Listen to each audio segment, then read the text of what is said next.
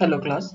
Now in this lecture we will see the basic concept of the universe. Till here we have completed system, boundary, surrounding and universe. So all those three we have completed with the same example. Here also I try to quote a similar example for the universe also. So let's start with the definition. So the definition wise, universe is nothing but the system and surrounding combinedly. So whenever we put system and surrounding together, okay, whenever we are looking system and surrounding together, then that thing become a universe. Okay, so it is doesn't mean that, okay, in the universe, okay, in the universe there may be a n number of system also there. For example, in case of the first example, this was our pots. Okay, pot 1, pot 2. Right now bottle is absent over here. Okay, just ignore it. So this is system 1, this is system 2, those are the shelf. Okay, and this every system are present in the kitchen. So whenever we are looking for kitchen, in addition to this individual system, okay, whenever we are looking for entire kitchen, in addition to those individual system, okay, means we are looking for kitchen. In addition to that, microstate also means this system, the small bottle also, this small bottle, this plant also, this chimney also, this shelf also. So we are combinedly looking system and surrounding together, then this thing become a universe. Okay, so it doesn't mean that universe should consist of more than one system. It may have only one system and surrounding also, not like that. As per the example, here having a n number of system present inside the kitchen. So you don't interpret that the universe should consist of more than one system with surrounding. It's not like that. The universe may exist one system which is surrounded by surrounding.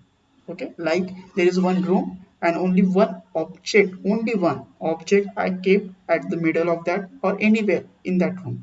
So I look forward to that room as a universe which hold only one system. Okay, but here in kitchen, here we have a number of systems, so this can be called as a universe. Okay, so thing is not thing need to be note here. This universe doesn't mean that it should contain a more than one system. It may be a one system surrounded by surrounding. Combinedly when we combinedly whenever we hold together system and surrounding, then it become a universe. Now take the second example here. Now you can, it is not visible, that earth is not visible.